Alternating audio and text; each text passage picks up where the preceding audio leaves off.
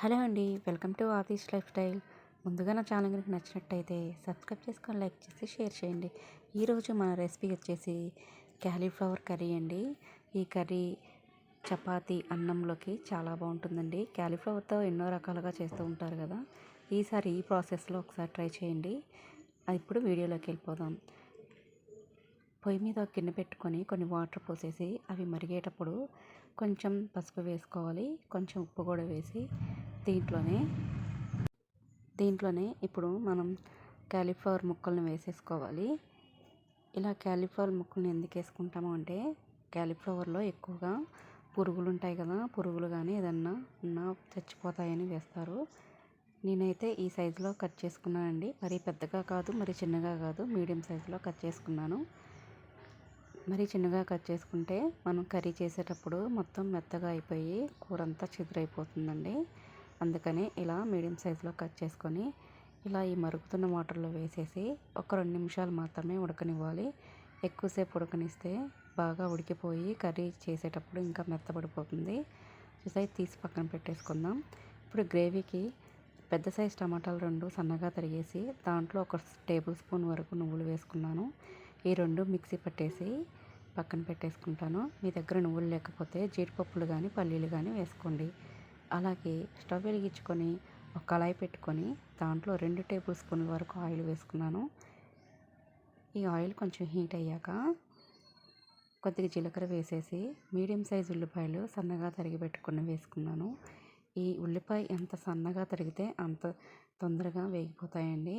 అలాగే 2 పచ్చిమిర్చి వేసుకున్నాను.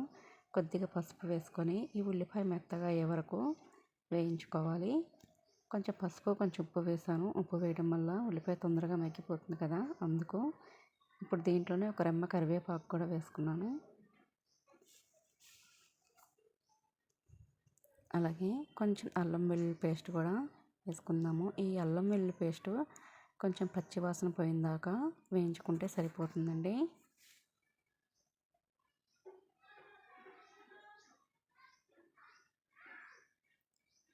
ఈ ఉల్లిపాయ మొత్తం వేగిపోయింది కదా, ఇప్పుడు మనం క్యాలీఫ్లవర్ ముక్కలను వేసుకొని ఒక 5 మినిట్స్ వరకు ఆయిల్లో బాగా వేయించుకుందామండి. ఆయిల్లో వేయించుకోవడం వల్ల ముక్కలు బాగా వేగిపోతాయి కదా, అప్పుడు కర్రీ చాలా టేస్టీ వస్తుంది.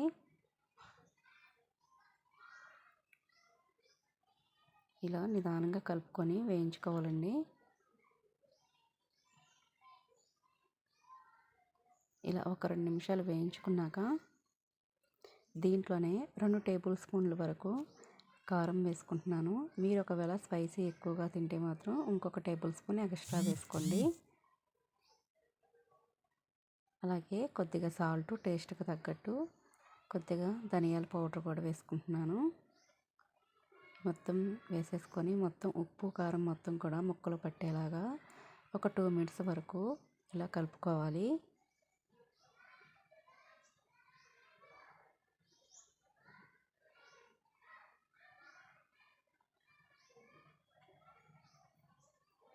ఇలా నిదానంగా కలుపుకొని ఆయిల్లో వేయించుకోవాలండి. ఇలా ఉప్పు కారం మొత్తం కూడా ముక్కలకు పట్టిన తర్వాత మనం పేస్ట్ చేసిన టమాటాను నువ్వుల పేస్ట్ ఉంది కదా, అది వేసుకోవాలండి.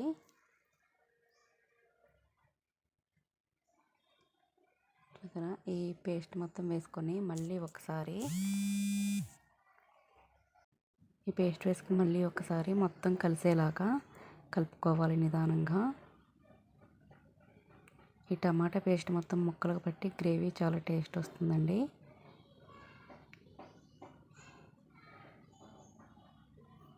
చూసారా, ఇలా కలిపేసుకొని ఒక 2 నిమిషాల పాటు మీడియం ఫ్లేమ్లో పెట్టుకొని మూత పెట్టేసుకుందాము.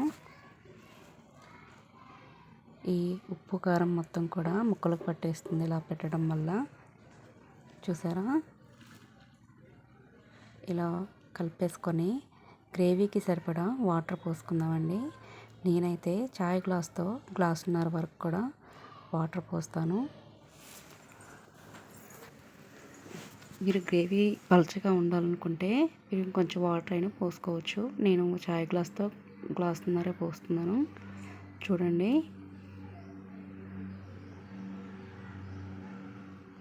ఇలా వాటర్ పోసేసి మళ్ళీ మొత్తం ఒకసారి కలుపుకొని మూత పెట్టేసి కూర ఉడకనివ్వాలండి.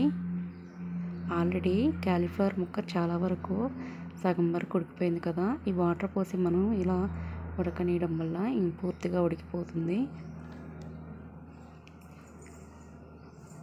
ఇప్పుడు మూత పెట్టేసుకొని 3 లేదా 4 నిమిషాల వరకు మీడియం ఫ్లేమ్లో పెట్టి ఉడకనిస్తే సరిపోతుందండి. ఇప్పుడు మూత తీసి చూద్దాము. చూసారా, ఆయిల్ పైకి తేలుతుంది. ఆయిల్ పైకి తేలుతుందంటే కర్రీ రెడీ అయిపోయినట్టండి. మీరు ఒకసారి ఉప్పు కారం కూడా చెక్ చేసుకొని వేసుకోండి. ముక్క కూడా మంచిగా ఉడికిపోయిందండి. ఇప్పుడు ఫైనల్గా దీంట్లో కసూరి మేతి పౌడర్ వేసుకుంటున్నాను నలిపేసి. అలాగే కొద్దిగా సన్నగా తరిగిన కొత్తిమీర కూడా వేసేసుకుందాము. ఈ మొత్తం వేసుకొని ఒకసారి కలిపేసుకుంటే అయిపోయిందండి క్యాలీఫ్లవర్ కర్రీ. ఒక్కసారి ఈ కర్రీని మీరు కూడా ట్రై చేయండి. నా వీడియో కనుక నచ్చినట్టయితే సబ్స్క్రైబ్ చేసుకొని లైక్ చేసి షేర్ చేయండి. Thank you. Bye bye.